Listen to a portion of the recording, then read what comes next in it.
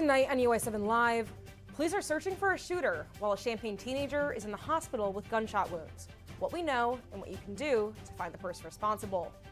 Also, tensions are building as Iran recovers from U.S. and Israeli attacks. Hear how the conflict is hitting closer to Champaign than we may think. And with midterm elections approaching, we're breaking down the ballot. Stay with us to see which positions are up for grabs. All this and more as UI7 Live starts right now.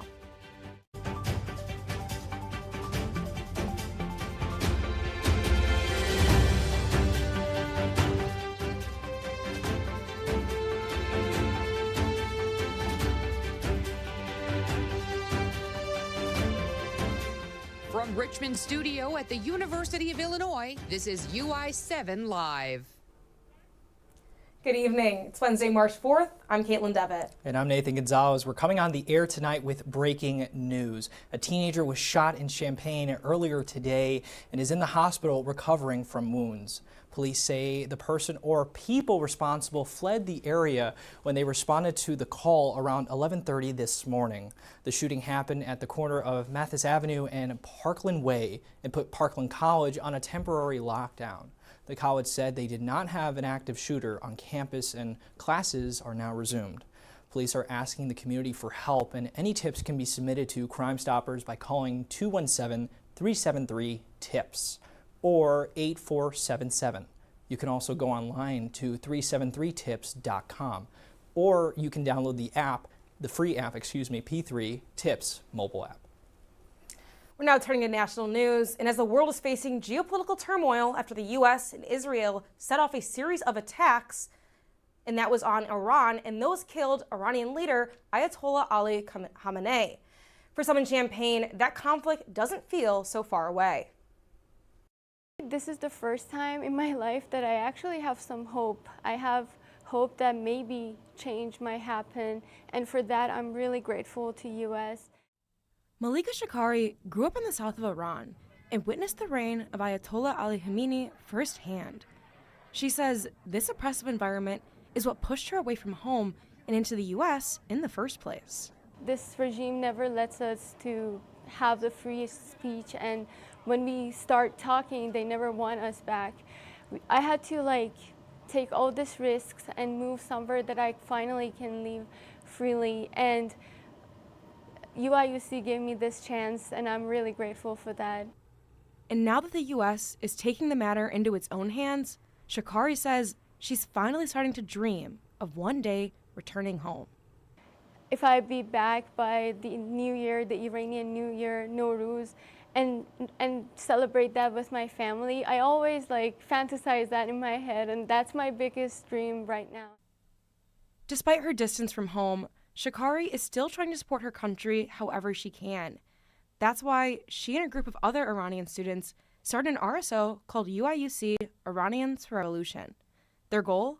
To help spread awareness about the reality for people still stuck in the conflict.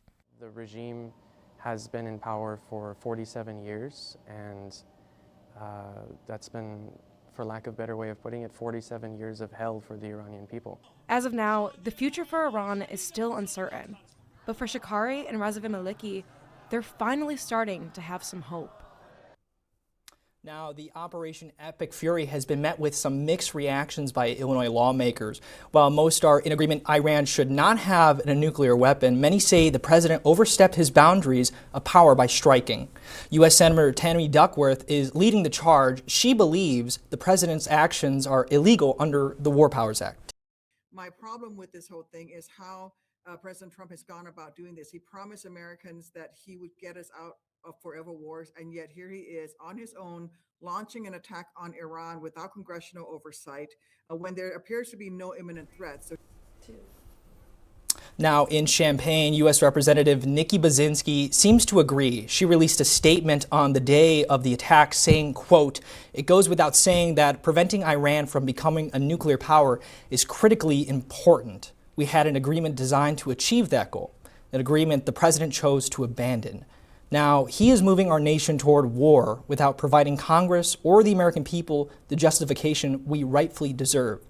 But not all Illinois lawmakers are on the same page about this. U.S. Representative Darren LaHood said on Facebook, last night's Operation Epic Fury was a direct consequence of Iran's actions and its refusal to pursue a peaceful path forward. President Trump and his team made every effort to provide the regime with a diplomatic off-ramp, but the safety and security of the American people must always remain our top priority. And the U.S. and Israeli strikes are expected to have an impact on your gas prices. While it's too soon to know exactly how much the average national gas price is at $3.19, already 22 cents higher than last week, according to AAA gas prices. U.S. crude oil rose about 12% to around $75 a barrel. Brent crude, the international benchmark, also jumped more than 12% to about $82 a barrel. Analysts say gas prices could rise more than 25 cents a gallon because of the Mideast conflict. And then with the primary elections right around the corner, some are saying that the recent attack on Iran might shape how some candidates are viewed. Alyssa Eaton has more. Yeah, Nathan, the United States and Israel's strike on Iran this weekend is increasing public scrutiny of the candidates' involvement with outside groups, specifically those that support Israel. 4 Democratic races in Illinois are receiving donations from the American Israel Public Affairs Committee and its network of related super PACs. The donations amount to over $12 million. A Chicago political consultant totaled the money being spent by 15 super PACs, 3 of which are aligned with IPAC. He found that over $18 million is being spent in 4 key congressional races. Matt Duss, a former foreign policy advisor, says that candidates in Illinois are being pushed to recognize the war in Gaza as a genocide and refuse to take IPAC funding. He says the war in Iran will amplify this sentiment even more. From the Richard and Leslie Frank Newsroom, I'm Alyssa Eaton. Back to you guys. Thank you, Alyssa. And now one Senate candidate in the primary is receiving backlash for a trip she took to Israel in 2019. Democratic candidate Juliana Stratton went to Israel for the influential Women in Leadership delegation. She met with then leader of the Israeli opposition, Tzipi Livni. This information comes from an operative who's been granted anonymity for fear of being blacklisted from future political campaigns. This person also referenced an arrest warrant for Livni regarding a 2009 Gaza conflict. Livni is a vocal advocate for Palestine, left-leaning, and has met with Democratic politicians before. And then those midterm elections are almost here in Illinois. Now with more is our very own Mary Piacenti. Mary, what can you tell us? Thanks, Nathan. Midterm elections are just about 2 weeks away. So here's what you need to know before submitting that ballot. Governor Pritzker is seeking a 3rd term in the state's highest-ranking seat, and if he gets the job again, he'll be the first ever governor serving a 3rd term in a century. He's leading in the polls right now and sitting at 54% support. On the Republican side, Darren Bailey is the front-runner, holding 57% of GOP support, setting up what could be a rematch in November. But one race getting attention is the one for Senator Dick Durbin's seat. Now, Durbin isn't seeking re-election for the first time in over 30 years, and Lieutenant Governor Juliana Stratton and U.S. Representatives Raja Krishnamurthy and Robin Kelly are the leading candidates fighting for the spot. Krishnamurthy is holding the lead in polling with about 29%, and Stratton is close behind him at 27%. And here in Champaign County, voters will also decide on several local races, including the one for the county executive position, a role created in 2018. 2 Democrats are on the ballot, County Administrative Director Michelle Jett and Sanford Hess.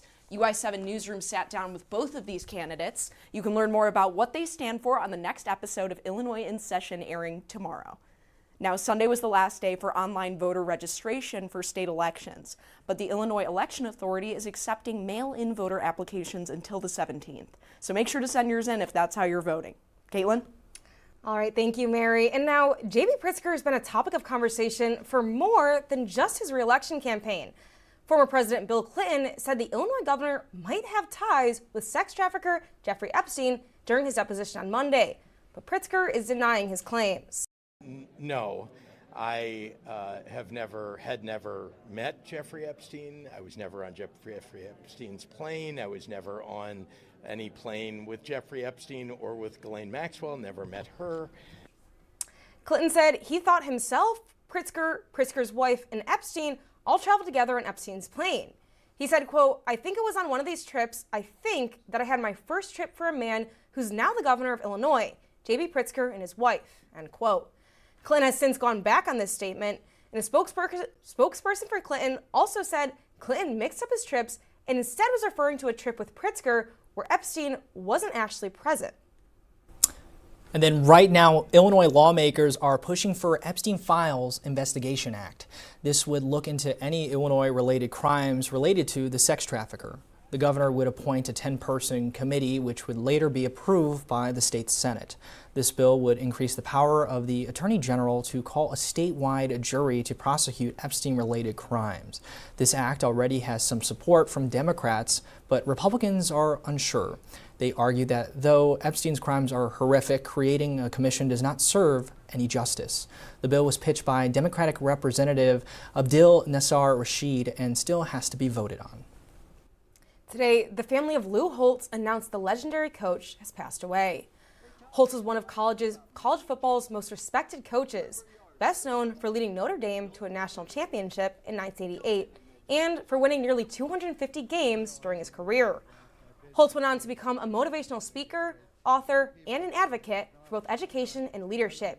Tributes are now pouring in from across the sports world, honoring his legacy and impact on generations of athletes. Lou Holtz was 89 years old.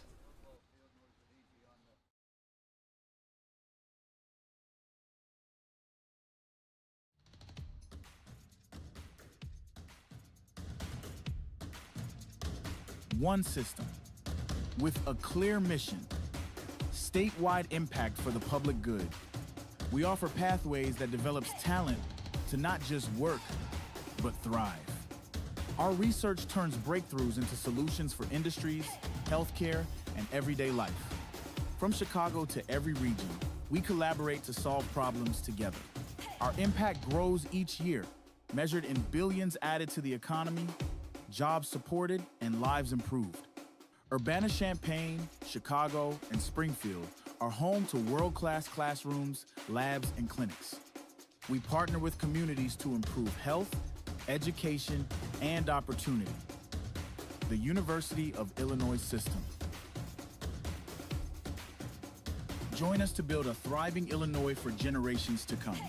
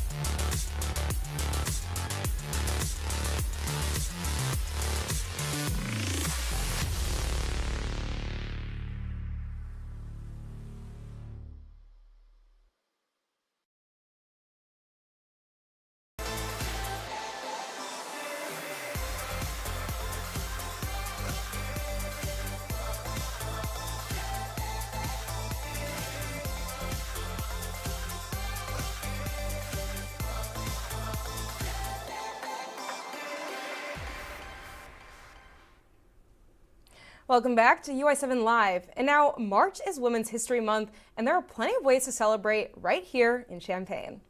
This weekend, the university is going to be hosting its 24th annual Women's and Gender History Symposium. The theme for this year's symposium is Gender in Labor. The city of Champaign is also celebrating the month with the theme Leading the Change, Women Shaping a Sustainable Future.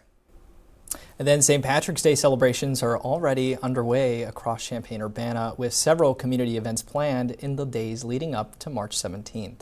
Champaign organizers say there are plenty of family-friendly and free events happening all throughout the area. Kicking things off on Friday, March 6th, the St. Patrick's Day Festival will take place at the Savoy Recreation Center from 5 to 7 p.m. The event features traditional Irish dance performances, food trucks, photo opportunities, and activities for all ages. Organizers remind attendees to check event details ahead of time, as some celebrations may require pre-registration and some venues may serve alcohol. For a full list of events happening around Champaign-Urbana, visit local community calendars. And on the University of Illinois campus, another infamous holiday is right around the corner. Unofficial is the early celebration of St. Paddy's Day at the U of I. And historically, it has brought thousands of out-of-towners to Champaign for a weekend of excessive partying. But with several deaths reported in years past, the Illinois Counseling Center is reminding students to stay safe this weekend. Be sure to stay alert, never leave your drink unattended, and be careful when mixing drinks. And be sure to pace yourself, eat beforehand, and alternate every drink with water. And it never hurts to use the buddy system. Stick with your friends and don't leave someone behind. And if you see any signs of alcohol poisoning, including unresponsiveness, cold or pale skin, vomiting or shallow breathing, call 911. Check out the Illinois Counseling Center website to find more safety tips for this weekend. Organizers of Christy Clinton's race weekend are offering free CPR training ahead of the year's event, helping people learn how to save lives before race day. The effort comes after a runner experienced a cardiac issue during a past race and was saved by bystanders. Coordinators say anyone can learn CPR and use it in everyday situations, like public spaces or large events. Organizers say the training is free and open to the public. More hands-on classes will be offered later this month, including March 28th. We have a warm weekend ahead of us, but it might not all be sunshine and rainbows. UI7's David Flores has weather for us coming up next. And daylight savings is this Sunday, why this might be the last time you spring your clock forward.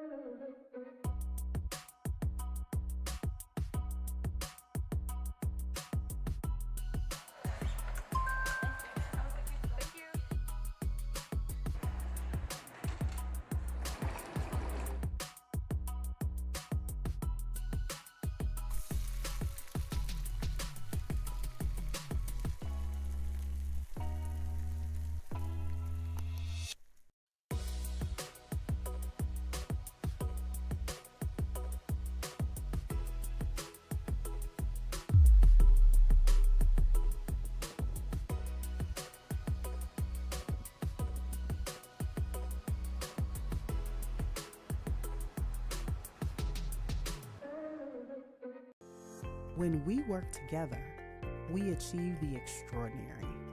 Across the state, we're breaking down barriers and bringing people together. And we're developing solutions that ensure all communities benefit from the progress that innovation inspires. The University of Illinois system is leading the charge to co-create a brighter future for everyone. Let's achieve the extraordinary together.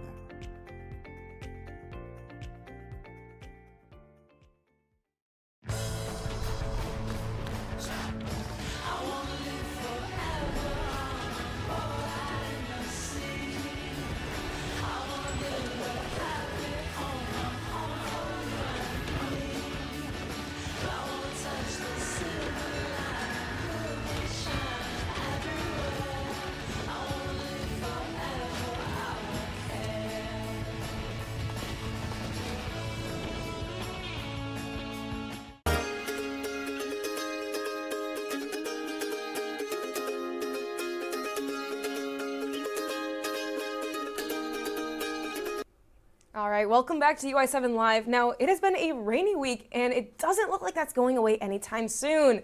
Live in the studio, we have UI7 Weather's David Flores with us. Now, David, are we looking forward to some of those St. Paddy's celebrations, or is it going to rain on our parade? Yeah, I mean, I would expect some showers throughout this weekend, but it's not looking as wet as we were expecting it last week. Now, we have seen some rain showers these past couple of days, and we also saw some snow even earlier last week. But the good news is the temperatures are going to continue to increase, and the rain will still be here for a little bit, but it's looking like for this weekend, it's going to be more scattered and even more in the early morning hours instead of the afternoon hours. But one thing we did see today was some fog. We saw some early this morning, and this was a picture I took around 2 p.m. right before the rain hit, and you should be able to see Memorial Stadium and the soccer fields, but you can't really see anything there. So the fog was really dense, and the good thing is that has finally gone out the way. So right now, currently, we're looking at this rain band that did hit our area. Now that's finally out of our way, and we probably just still have some light rain around the area. But other than that, it should be pretty clear for the next couple of hours. But right now, again, the light rain is ending, and the winds are pretty light from the east at around 6 miles per hour. Now, as the hours progress, we're just going to see some scattered showers around 8 p.m. And then by midnight, we'll see some scattered showers, but then that's going to increase into heavier rain, especially the early morning hours between 3 a.m. to 5 a.m. And one good thing, sunset's coming later at 5:49 p.m., but stay tuned for later. We're going to talk about how that time's even change with the daylight savings coming back here to Champaign-Urbana. So tonight I'm going to stay to a low of 47 degrees. It's going to be pretty wet out there, especially early morning hours. It's going to be heaviest around 5 a.m. And then the winds are northeast around 5 to 10 miles per hour. Now, I just want to talk about Friday's forecast. We do have a low pressure system that's going to be in the Nebraska area. This is going to bring some rain showers to the northern part of Illinois and the southern part of Wisconsin, and even some snow showers to the Colorado area. But one thing you notice about our area, we're looking at some warm but also breezy conditions here. And warm, I'm talking about mid-70s, even upper 70s. Now, this is something we have not seen in about a couple of weeks. We did see that one day of 68 degrees last week, and it's looking like this Friday it's going to be around 75 degrees. So this is something we should be really excited for, but one thing that we should consider is that we are going to see some rain in the early morning hours, and then we'll see some late at night, Friday night. So SPC has us around a slight to marginal risk for severe weather. If you are in the Midwest or if you have any friends out there, they have a higher chance of seeing some tornadoes, damaging wind, and hail. For us, not saying we don't have a chance for tornadoes, but it's a lot lower than more central part of the U.S., but it's something to just look out for. So what can you expect here? We'll just see maybe if we do see a storm, it's going to be some damaging winds. But other than that, we'll see some hail, some flooding, and even maybe a chance of a tornado. But the chance of tornadoes are more west of us, west of I-57. So if you know anyone out there, just tell them to stay weather aware. And of course, you should stay weather aware just in case a storm does pop up in the area. Now, temperature trend, average temperature being around 45 degrees. As you can see here, we are well above that going into even next Tuesday. We do have a dip in temperatures around Sunday, but still above average. We're looking at temperatures around the lower 60s. And then by next week, Monday and Tuesday, we're going to go back to the 70s again. Now, the good news about those days, we're not going to see any rain those days compared to this Friday. So this Friday, we're going to see temperatures around 75 degrees, but we do have the chances of rain. But then Monday and Tuesday, we'll have those chances of the warm weather, but no rain whatsoever. Now, something to consider, daylight saving time is almost here. So today's sunset was around 5:49 p.m. On Sunday, March 8th, we're looking at sunset time at 6:52 p.m. Now, that's if you do move your clock. So make sure you move your clock forward 1 hour, and the sun will set here in Champaign-Urbana by 6:52 p.m. Now, 7-day forecast, we are going to see the rainy days for the next couple of days, Wednesday and Thursday. And then by Friday, we have the early shower possible, but then it's going to be really breezy up there. But look at those temperatures, 74 degrees. And then this weekend, we do have a chance of some morning showers on Saturday. Temperatures will still be pretty warm, 64 degrees, but we won't see the sun out that day. But then by Sunday, if you continue festivities for unofficial, it's going to be 61 degrees and sunny. So it's going to be beautiful if you do anything that day. And then looking forward to next week, Monday, we have the temperatures around 72 degrees. And then Tuesday, we'll see the rain chances later that day. It will be breezy as well, 73 degrees. So I'm going to pass it back to you guys. But if you're planning to go out for unofficial, just bring a rain jacket or an umbrella just in case. But I wouldn't expect it to be a downpour here in Champaign-Urbana this weekend. Not really big fan of that rain, but always a pleasure. Thanks, David. Now, as the weather starts getting warmer, that also means the days will start getting longer. On Sunday, don't forget to turn your clocks forward and go to bed early as daylight savings time starts this weekend. At 2 a.m. on March 8th, clocks are jumping ahead 1 hour. The time switch means the sun will start rising at around 7:13 a.m. while the sun will set around 6:50 p.m. Central Time. Now, if you're sick of turning your clocks each year like I am, some Illinois lawmakers are as well. Illinois House Bill 1400 is currently in committee, and if passed, daylight saving time will be permanent year-round here in Illinois. And now, make sure to keep your eye out for a social media scam that's been going around about the Virginia Theater. The theater says fake posts have been appearing online offering sponsorships and vendor spots for upcoming shows, but those posts are not legitimate. Officials are telling users to check who created any post before responding and to make sure details align with the theater's official website or their announcements. And if a post links to a Google Doc or an unfamiliar site, it's most likely a scam. The theater also says any links they use will lead to its official website or trusted partners when promoting opportunities. And anyone who's unsure should always contact them directly before giving out any personal information. And a recent social media trend has led to an increase in car thefts here in Champaign County. But the Champaign Police Department is offering a free solution for any unlucky Kia and Hyundai owners. UI7 Newsroom's Fernando Romero has the latest. The CPD announced through Facebook on Thursday that its program aimed at combating vehicle theft targeting Kia and Hyundai owners is now open to both Champaign residents and residents of neighboring areas. A visible physical deterrent. Joe Lamberson, assistant to the chief for community service, says that although this program was started for Champaign citizens, the CPD wants to ensure that people from surrounding communities feel safe when coming to Champaign. Now we allow any Kia or Hyundai owner. We understand that folks who live in neighboring communities may come to shop or may come to work in Champaign. We want their vehicles kept just as safe. Lamberson says the program originally started in 2023 in response to a social media trend showing users how to break into Kia and Hyundai cars. Kias made between 2011 and 2021 and Hyundais made between 2013 and 2021 are eligible to receive free steering wheel locks. Eligible vehicle owners can bring proof of registration to the CPD front desk and pick up their free locks. I'm Fernando Romero, UI7 Newsroom.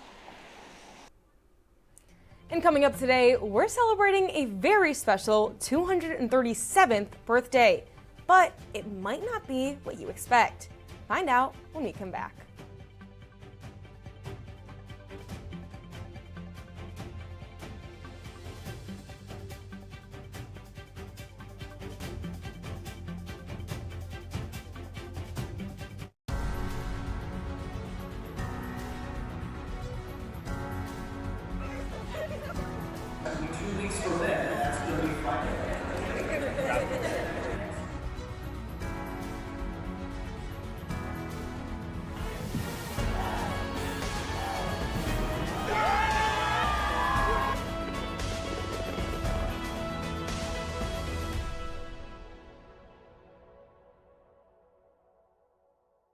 From harnessing the transformative power of computing and data sciences, to discovering new ways for environmental and agricultural sustainability, to opening new pathways for better patient care and medical discovery using AI. At Illinois, we develop and deliver ideas that positively impact the world.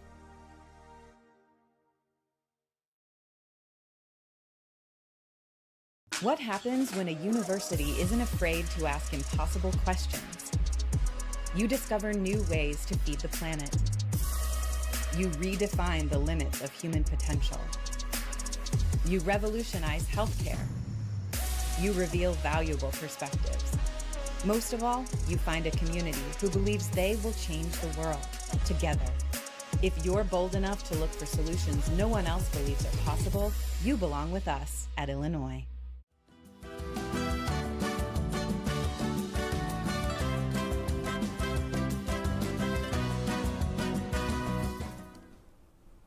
Welcome back to UI7 Live. Today is March 4th, and on this day in history, Franklin Delano Roosevelt was inaugurated as the 32nd President of the United States.